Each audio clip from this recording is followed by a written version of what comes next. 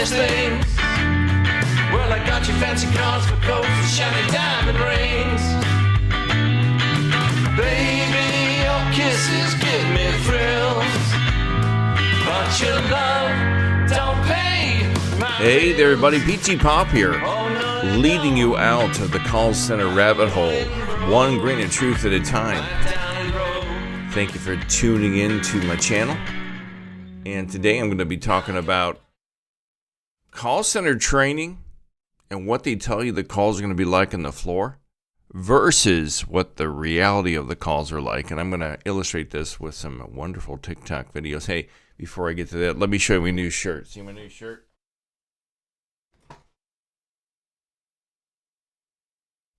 It's my new glow-in-the-dark UFO shirt, man. It's not mine. I ordered it off of Amazon or something like that. But when you go into training, you know, before I get to that, if you watch me and you've never worked in a call center, you have experience in call centers because you've called them on a regular basis. We all call call centers to get our bank bill balance or to find out about our insurance or to find out about our cable or things like that. And I want you to check out a documentary I created called Disconnected Voices from the Call Center.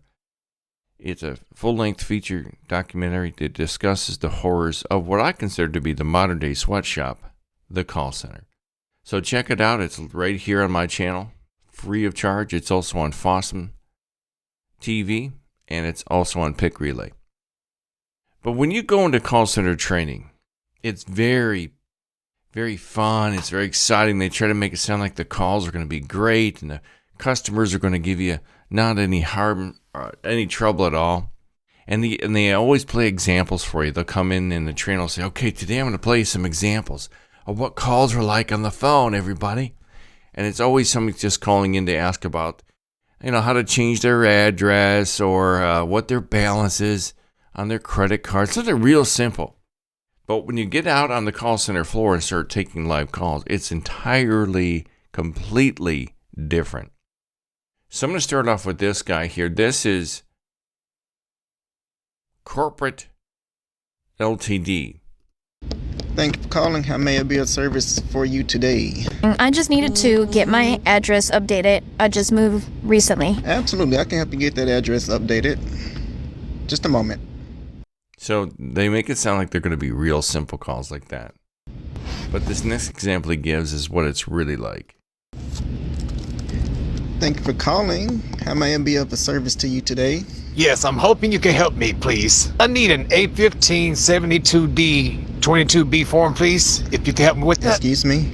I need an A1572D 22B form, please. What? It's a... It is funny, and that's just what the calls are like, and they get worse than that. But there's this guy here. I think I've played this guy before, but this is fun. I want to congratulate you all for making it out of training. And now that you're on the floor, all those rules that you love his beard, man. heard in training no longer exist. Okay, you gotta follow my Okay, rules. they said that we can have our Okay, phone so they down told you on what the in there. floor, Okay, though. so whatever they told you in there, you don't do it out here. What? Okay. Do we still get our So hour let me say it lunch? like this: that hour lunch that you had in there, it's now 30 minutes. Okay, and you. Everything changes when you get on the call center floor. Everything. In training, you get an hour lunch. When you get on the call center floor, it's half an hour. In training, in most places, they'll pay you $2 more an hour in training. And then it drops down to those two extra $2 are eliminated and your salary is dropped $2 an hour. So they pay you more for training than they will when you're out on the floor. It's really strange. So this next one is perfect. This is exactly your very first call out of training will always be some horrible, crazy scenario. Watch this. Oops, this one. Sorry. Hello? Hi, my name is Brianna. I don't care what your name is. I didn't call about all that. First of all, you need to have my account pulled up. I need to talk to the supervisor, and I need you to tell me what's going on, because I am about to spaz and cancel right now. This is insane. The people say stuff just like this. I didn't call about all that. My address is 1245 Plumberry Avenue, Plumberry. 22987, and you need to pull up my account. Second, please. I've waited 2 hours. Are you serious? She dropped her mouse. Right now. This is another reason why I do not like this company. Y'all are always playing mind games. You need to figure it out what's going on. Excuse me. Hold, please. What?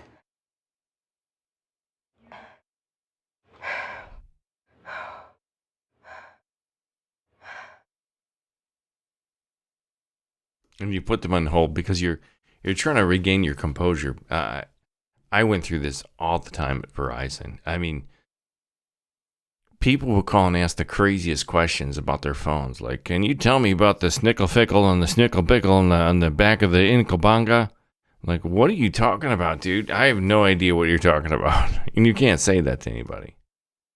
So, Okay. yeah. I'm finding it. So that was a good example. So one thing is true. If you've never worked in a call center and you're about to take your first call ever, and you're fresh out of training, and they put you on the phones and they say, okay, you're about to take your first call. The average person is going to be scared. You're going to be horrified. And this is a kind of funny way that this guy illustrates it. This is Ryan _ quick. I'm fucking scared right now. You shut up. Are you doing this? No, I'm doing this. Shut up. I think that's hilarious. It's really funny. Okay, this is from Thirsty Tumblers _ Wanda, and I think she must be some type of manager or call center expert, but she's got a pretty good idea of what it's like to work in a call center, and she's reading comments from people who are giving advice about working in a call center after training. It only gets worse. Somebody said, "Run, girl, run." I was on a call center site and somebody was asking, which most of you will ask, I just got out of training and I don't know what the F I'm doing here. I hate it here. And this is some of that advice that some people gave, good and bad. It's a paycheck. You're not supposed to know much. You'll pick it up as time goes on. I thought that was pretty good advice.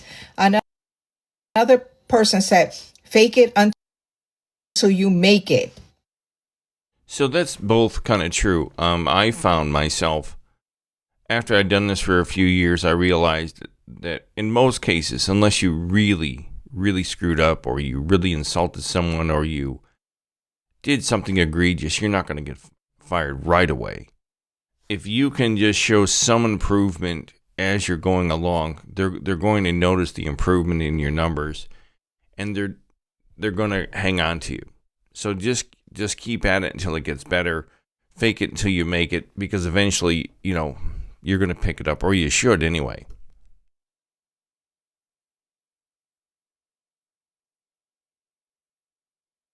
Which is good. You have to do what you got to do. Get out as soon as possible. I hate it from day one. Still miserable 7 months later. Yeah, 7 months. You're going to know after about 6, 7 months. If it's not for you, it's not for you. You're going to probably end up resigning. It's never going to get better. If you hate it after 6 months, it's going to eat at you constantly, and I would probably run. I've been out of training for a week. We went from 30 people to 5 left. And that is true. Only the strong will survive in a call. It's true. And as I've said in all of my videos that I talk about attendance or how many people are left over, you'll start off with a training class of 30, and after a couple of weeks, maybe a couple of months, you'll end up with maybe 5 left. And it's very tough, and most people can't handle it. They either get fired or they walk out the door. Call center. Training is just to show you what it's like. You don't learn until you do it repeatedly. And that's good advice for brand new call center representatives. Just go with.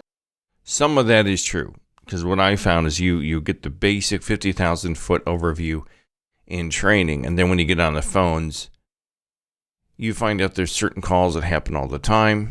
You learn what systems to be logged into, what systems you need to be in the most. So you'll kind of get the swing of it. You'll get people, you know how to handle people that are upset. You'll get some coaching from your advisor or your team lead or your supervisor, and it'll kind of all start to make sense, but it takes some time and repetition of where to look and what to say and how to say it and how to handle things if you can make it, if you can hang in there. The flow, you'll learn eventually. It's not rocket science. Go ahead and give it 10 calls. It'll get better.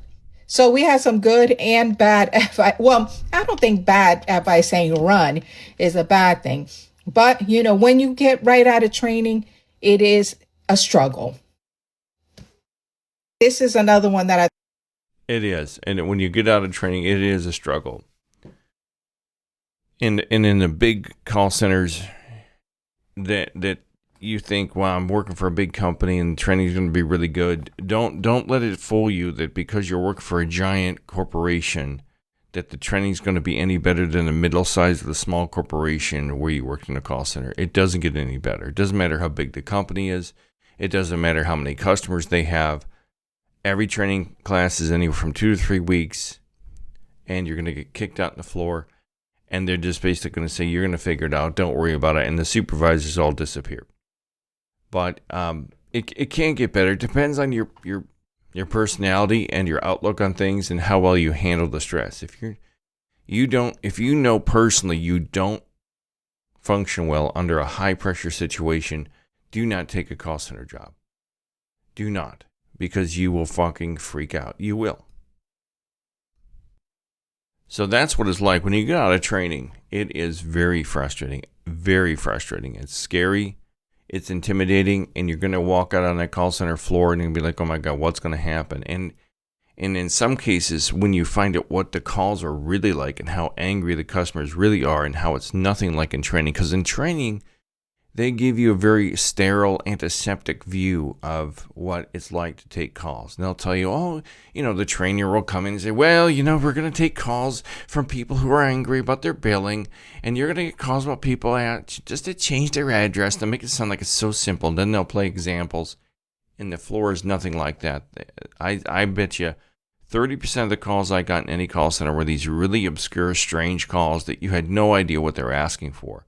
Some obscure product that hasn't been available for 20 years and they want to know how to restart it or something. And you're like, what? What are you talking about? I didn't know we even sold toasters that were also microwaves, and you're going to get some strange stuff. But I guarantee you this, if you know as a person that you don't work well, you do not function well under high pressure situations, do not take a call center job, because all you're going to get is 2 weeks of training. 2 weeks to learn multiple systems, multiple products, rules and regulations, how to talk and how to sell. If you don't think that's pressure, I got another thing coming. You got another thing coming. So that's what it's like coming out on the call center floor after training. So let me know what your experience has been coming out in the training room, and what it was like taking your first calls. I'm PTPOP, and I'll see you in the next video. Hasta la vista, baby. I can tell you that reason ain't good enough, and you can just fuck right off. I don't care who you are or what you want. You can knock, knock, and knock some more. You might think it's important, but I don't care. I ain't answering that fucking door. You could be my neighbor, fuck right off. You could be my mom, just fuck right off. Someone could be dying, fuck right off. The lights may be on, but as soon nobody's home. Would you like fries with that? Would you like fries with that?